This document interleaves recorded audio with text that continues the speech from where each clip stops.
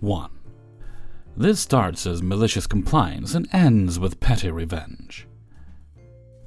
A place I worked at in 2004 had 3 DBA teams, database admin. The team I had been on since I joined was tight, and on-call rotation was pretty easy.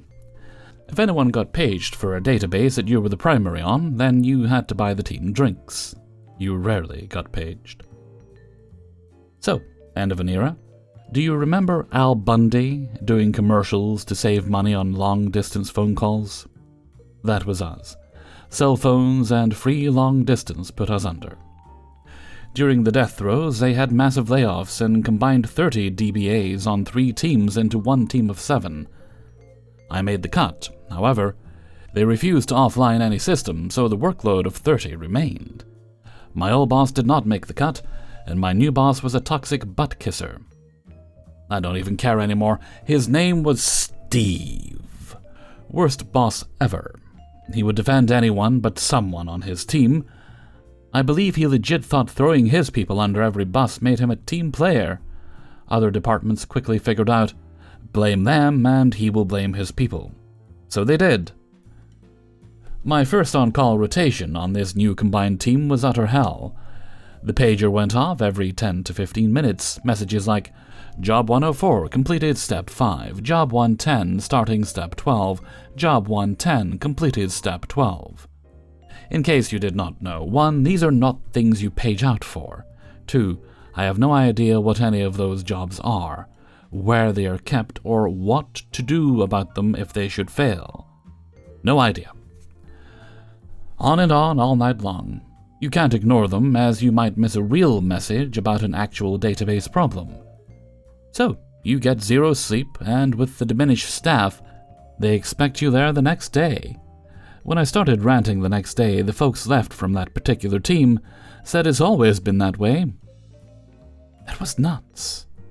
And we're short-staffed, so I set out to fix the problem.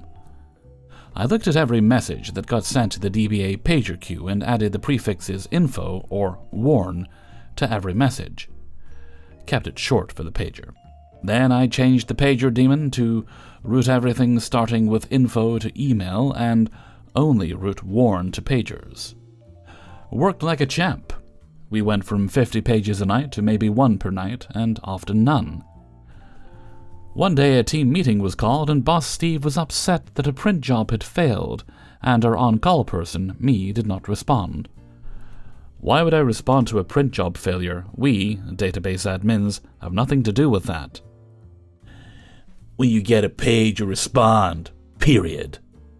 Why would I get a page that a print job failed? Because we always have. Didn't you get the page? Oh, that. No. I fixed that a while back. DBAs only get paged for DBA stuff now. What? You need to put that back the way it was. Okay, I'm cutting a bunch out here for brevity. I said no. The people who were actually responsible should get paged, not us. We ended up in a shouting match. He was yelling he would take me to HR, and I told him that worked both ways, as he was flat out abusing us, not letting us sleep, and expecting us in at 8 a.m. sharp. That slowed him down a little, and then he calmly said, Our department must know everything that happens overnight so we can answer for it in the morning. Make sure we get the pages. Oh, the evil light bulb went off. I smiled and said, Yes, sir. Ding, ding, ding. Our department, eh? We, eh? Okie dokie then. I reworked the pager daemon so that all pages went to his pager, but left the code that only routed warn to the on-call pager in place. Now we and our department know everything that happens overnight. Yes, I am so very proud of that one. I slept soundly that night. The next morning I kept waiting for him to come over, and either tear into me again or admit it was a horrible night, that he did not grasp how bad it was, but now let's get a better fix in place. I was disappointed. He said nothing to me at all. Did he get all those pages? I double-checked that everything was routed to his pager, and it was. He just would not admit he was wrong. I was impressed.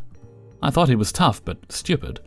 getting all those pages every night and never saying a word. End of malicious compliance.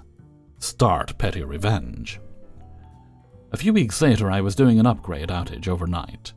We were getting to a critical point and needed a decision to roll back or continue and exceed the outage window. I paged him several times, no answer.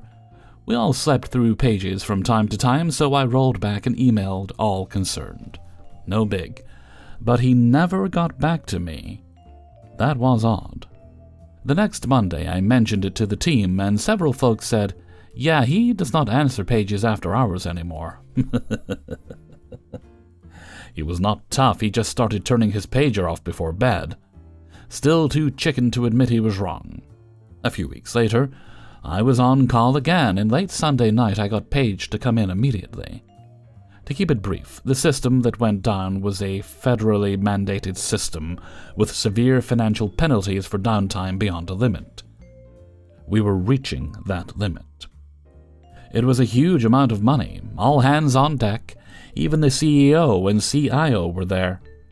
Developers, sysadmin, network, security, DBA with their bosses, with one exception, were all on laptops in the conference room. This was big. Thank God it was not a DB problem, it turned out to be network. The CIO said he appreciated us and wanted us all there until it was resolved, just in case. No problem, sometimes that is the life we choose. At about 5 a.m. Monday, after a long night, the CIO says to me, "Hey, I've paged your boss like a dozen times. He is not answering." Oh, glorious day. With a shrug, I very casually say, "Oh yeah, Steve never answers pages at night." He said nothing out loud, but I saw his face cloud up. About 7:30, issues are resolved, and we are watching transactions flow across to the feds. I am watching the DB to make sure the huge backlog is not gumming it up, but I am just watching, as all is well. At about 7:45, old Steve comes strutting in the door, fresh-faced with a full night's sleep. As he walks past the full conference room, he does a double take and stops. When he sees all the heavy hitters, and us plebs in the room, his face falls. He knew right then that he screwed up. The CIO says loud and mean, "Where have you been?" Then the CIO and CEO take him out of the room. I have no idea what was said, but I bet it was not pretty. The CIO and CEO come back in about 10 minutes. They heartily thanked us all for the dedication, then sent us home, and said don't come back until tomorrow. Good leaders. I came in the next day and no Steve. I never saw him again. I sure am glad I kept that short. 2. I'm a 33-year-old woman and unexpectedly gave birth 2 months earlier than my due date. Thankfully, baby and I are doing great and we've now made it home. As you can imagine, coming that early meant baby needed a rather long stay in the infant spa, NICU. Now that we're home and I've been able to process everything, I wanted to share a moment of malicious compliance that helped bring some levity to a really scary experience. One of the most important things for a baby, especially preemies, is skin-to-skin time, which is where mothers or fathers will be either topless or open their shirts to cuddle their infant. Baby struggled with jaundice, so our skin-to-skin time was very limited at first because of light therapy. We had been moved to a new location in the NICU right next to another baby and across from 2 others. A standard of care in the NICU is monitoring the baby's breathing, heart rate, and oxygen levels. These monitors look like an old-school tube TV and are approximately 16 inches by 16 inches and can display babies in other areas as well if the nurses need. So I'm new to this little care area, and I'm getting ready to set up the hospital-provided screen so I can get my skin-to-skin time. But realize I may end up blocking the monitor for the baby next to me from the nurse. I ask the nurse if she can still see or if my setup was blocking anything for her. Obviously, I don't want to interfere with the care of another patient. She tells me everything was good, so I settle in for some much-needed snuggles. Not even 10 minutes later, I feel someone in my space and look up to see a woman glaring down at me. Once I've made eye contact, Karen starts in on me, while topless, holding baby, so very vulnerable, about how I'm blocking the nurse from caring for her baby. When I try to explain I asked before setting things up, she refuses to listen and continues to lecture and gets more aggressive and angry about how I'm causing her baby not to receive appropriate care and I'm pushing her out of the care area. After all the emotional stress and frustration of being in the hospital, I finally snapped, looked at the nurse and told her to take away the screen. The nurse was horrified and started saying, "But your privacy?" To which I replied, "It would seem my privacy and modesty don't matter as much as Karen's comfort. Get rid of the screen." This made Karen angry even more, as she realized she'd have to spend the next hour staring at my topless self. She got very annoyed and uncomfortable, especially when the doctors managing rounds both got flustered and tried to insist I get a new screen. I may have been the butthead, but I was simply done. I stared right back and said, "According to my neighbor here, my privacy doesn't matter, so we all get to be uncomfortable. When I tell you if looks could kill, I'd be dead, I'm not joking." The doctors didn't want to deal with it, and the nurses who had to deal with it were laughing quite a bit. They then brought the screen back out and tried to show Karen that they can totally see the baby's stats on any monitor, so there was no reason for this outburst.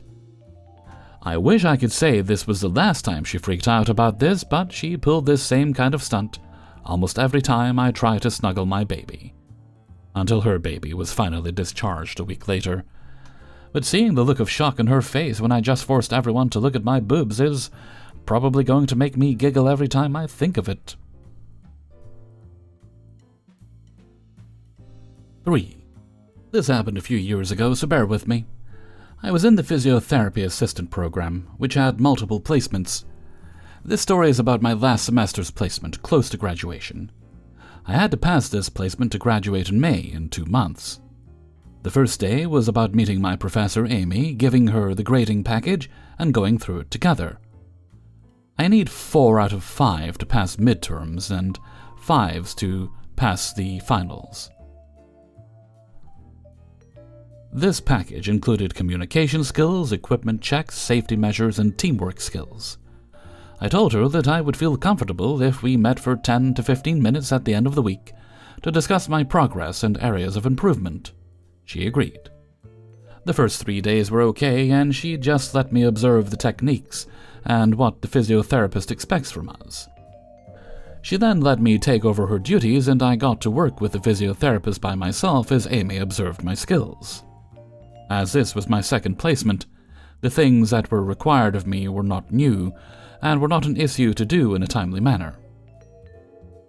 The physiotherapist then gave me a "good job" and "wow, the new students are getting smarter and more skilled as the years go by" speech in front of Amy. I thanked her, and that was that. What I did not know was that Amy had a very bruisable ego, and that praise in her mind undermined her skills. From then on, it was hell working with her. She would not meet up to discuss my progress or give me time to work on areas I needed to improve before the midterm in 3 weeks. Amy would loudly give me ways to fix a non-issue that was there in front of patients and staff. She would berate me about my technique to the point where another physiotherapist told her I was right and she was wrong. I would not say anything, as it was very public and unprofessional to discuss that around patients and their loved ones. Had I said something then, it would have affected my grades, so I waited for midterms. Midterm review came, and she gave me a 2 out of communication and a 3 for professionalism, with no real comments. When I asked her why, she would just say, "So-and-so said you asked too many questions." I never talked to this person before. She then accused me of talking about patients in public and breaking HIPAA, which did not happen. But she did not listen and would not tell me when I broke this rule. At this point, I know nothing is going to get fixed, so I just excuse myself and email my teacher for a meeting before I submit my grades. I had a meeting with my teacher and told him about everything. He told me he would fix this, and that I would no longer work under her. Well, it turns out I was not the only student she did this to. She almost failed another student for dropping a patient when she was the one supporting said patient. That was when I decided to be very helpful to her boss. I emailed her that Amy was talking about patients being lazy, that she would judge a recovering drug addict, saying, "I wish I could show my kid what happens when you hate life and get into drugs." And, "Look at him shaking like a leaf. Tch, my God." Like he's a zoo exhibition. After that, she was transferred to another location that was an hour and a half away from her normal route. What I did not know was that she was on her last warning. One of my friends, who was a year lower than me, told me what happened the next year's placement. I do not know why they did this, but the following year she was made in charge of another student, and she started doing the same thing again. Amy was let go, and apparently I was a bitch for whining to a teacher and getting her fired. I never understood her reasoning why she would risk her job that was paying for her kids' daycare. 2. I worked at a franchise McDonald's during the last year of high school. A very busy store in a shopping center upside a Costco too. So during this time I tried to grow beyond the base crew member tier. It was a 10-cent an hour raise, a free meal per shift to be a crew trainer, just below shift assistant and store manager positions. We went through 2 store managers during this time. Each I approached and asked to do the crew trainer test, even on my lunch break. No dice either way, just brushed off and told another time. Alright, so be it.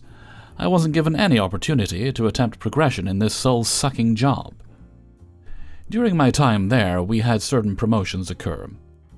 I also learned practically every non-manager store function on my own conviction, not being shown the ropes in a proper way. So, on one occasion, we had big and tasty burgers for 99 cents. They were the same quarter pounder, 4-to-1 patty bun, just the toppings differed. The quarter pounder was running like $3 plus in change alone. I had a frequent flyer in the drive-thru that usually ordered 3 quarter pounder combo meals, supersized Diet Coke. This particular day, he rolled up in the drive-thru, just wanting the burger and supersized Diet Coke. No fries, hence no combo. I told him those 2 ordered a la carte would practically run him up the price of the combo. He was just not feeling the combo today, and I wasn't suggesting any further to get that. I did suggest, though, he order a big and tasty burger, just no mayo, leaf lettuce, tomato, add mustard, and 2 slices of cheese-based product. 10 cents a slice, by the way. So just like $1.28 got you a modified big and tasty burger that became a quarter pounder that outright cost more.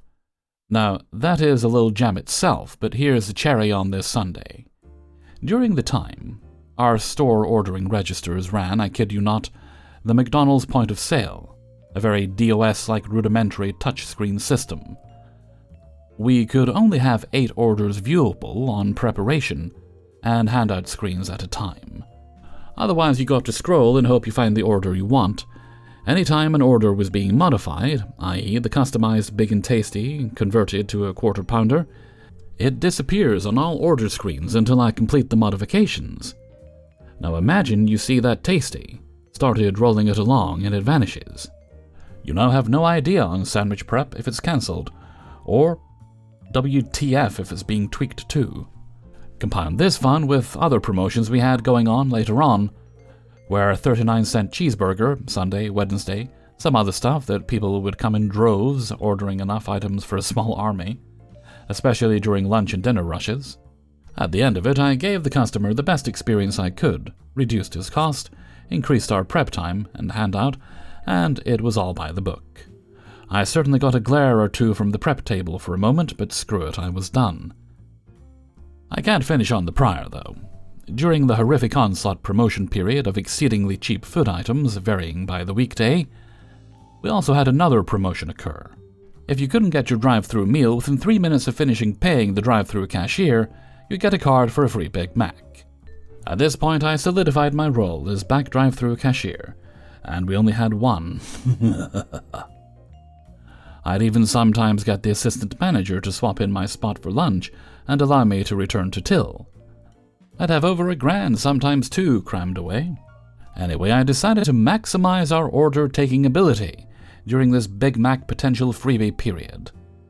I got another crew member to grab a headset, walk out to take orders for me for cars before the squawk box I spoke through. During lunch and dinner slams, we had handout window wait times, upwards of 20 minutes. Everyone was automatically given a free Big Mac card. We burned through our store's initial pile of freebie Mac cards, I believe, within a week, and I was just getting as many of these sometimes ridiculous big orders done with utmost professionalism. 5. My honey and I moved to a new state back in the 90s. It was okay, where the wind comes sweeping off the plains. We spent 6 months renting before we found a house we wanted to buy. We are both contractors and take ugly ducklings and make them beautiful swans. The house had a trampoline in the backyard. I didn't want the trampoline. We had no children and I didn't want it killing the yard from the shadow it made. That wasn't going to be an issue, come find out. The day we moved in, the trampoline was gone. While unloading the moving truck, my next-door neighbor came out and said something odd. That someone just took his computer and ran into our home. I asked him to clarify what he meant. He repeated it again and gestured through my garage and into the house. I laughed a little and said, "How odd is that?" He asked if he could go through the house. I looked at him and said, "Are you okay?" He then said he thinks our kid ran in with his computer. I explained that he was mistaken and no kid ran in the house, that we don't have a kid or a computer. As wild as it seems, he just went back inside his home. We finished unloading everything and went about our day. In the following weeks, I learned from other neighbors that neighbor was a very awful person and caused grief for the former tenants. The house was a rental, and they also took the trampoline. That was just the start. I find it so odd that this conflict was all conjured up for no apparent reason. My honey and I began renovation of the home. First of the first was to terrace the backyard. Basically, when it rained extremely hard, a real possibility of water getting in the house. I spent months building beautiful walls and added a water garden that meandering down through the yard to a waterfall at a stone patio at the back of our house, with a seating area at various locations along the water garden. I had a French drain to take excess water away from the yard and down the side of the home, and then out into the gutter line of the street. All of which I did myself with my own 2 hands, very proud of the yard. I built a shed with a cedar deck. My neighbors, Mrs. the awful person, loved what came of the yard. We would spend time talking about what I was doing, what was next, and really just having a wonderful time commensurating. I know this is long-winded, I just wanted to paint a picture of all the hard work that went into making a house into a home. The neighbor might have poisoned our beloved dog. He called the city on me about my shed, I had a permit, and complained that he couldn't see a bush in my yard that attracted birds from his second-story window, all weird things. The city did come out, and this is where my pettiness started. The inspector told me that awful neighbor has been calling every day and complaining, and to appease the city he is making an appearance. The inspector absolutely loved my backyard and said he couldn't find an issue with code. If anything, it was beyond his expectations. As to the oasis I had created, his words, I asked him if we could mess with awful neighbor just a bit. Without hesitation, he said yes. Again, this is the pettiness and silliness. I asked him to play along. We went to the front driveway. I knew neighbor would be looking out his front window or out in his driveway. Upon getting to my own driveway, I loudly thanked the inspector and said how small of a world it is to run into a former schoolmate all these years later. We hugged goodbye, which I know was a little much, but hey, it's just being silly. Neighbor was in his garage and heard almost everything. I waved goodbye to the inspector, and he beeped his horn. As I was returning to my gate to head back to the oasis, neighbor asked what was going on. I explained that my shed is 2 inches over the property easement, and I needed to do something about it. I explained that seeing Bob didn't mean he could hold favoritism towards me. Awful neighbor smiled a little, and I just went away. That weekend, I rented an item that when set under a structure could literally move a house. I brought in some cribbing and jacked my already large outbuilding about 2.5 feet higher and moved it over about 6 inches. Not for any reason other than I needed to add some materials along my fence line. All that water that came off my yard also happened to be occurring to my neighbor. We both had homes standing behind a downhill. My water runoff didn't affect his home nor his with mine. However, I believed with all my heart this guy would try to affect my situation. Water is a big deal when foundations are concerned. So I dug a trench 3 to 5 feet down and set these ridged metal panels down in the earth along the fence line, which stretched almost to the back of my property all the way to the front end line with the front build line of the home. After, no water from his side could be diverted onto my property, unless he did it at the front of the home, which didn't make any sense if he did because the slope would carry off water with no issues. I want to make clear, I offered to tie in any gutter spout down he had back there. He outright refused to entertain the notion, and he had it covered. I again explained to him that he would not be able to drain his runoff onto my property. I was firm in my delivery and statement of facts. He started to pour concrete on the side of his house, and thought he was just going to dig under my fence to push the water onto my property. I was out in my yard, and I hear him digging. I walk over to my shed that's now so tall, I can sit in a chair and look over into his backyard at my trampoline. And he asked me how far does the metal barrier go? Without missing a beat, I said all the way. I started to laugh while sipping my wine. I could see he kept digging farther in his backyard. He was so awful. Also, my dog that was poisoned recovered and lived a long life. His wife, real or not, came on to me a few times. I don't know if she truly was trying to, or her weird husband put her up to it. Just so odd. We sold our home about a year later and moved to another state. We did hear they weren't together any longer. He was still at that house. Not sure if this was petty revenge or not. It cost him grief and money to remove the concrete. I don't think he had a permit for the pour. The city was notified. Hey everybody, Hellfreezer here, and thank you very much for listening to Revenge's Ice Cream, episode 362. And thank you very much to everybody who allowed me to use their stories in this video. Before you go, please hit the like button and share the video with friends and family. If you want early access to the videos, you get them all on a Monday, all at once. Support me on my Patreon page for as little as $1 or more a month. You'll find that link in the description, along with a link to the Hellfreezer Discord server and merchandise on the Hellfreezer merchandise store.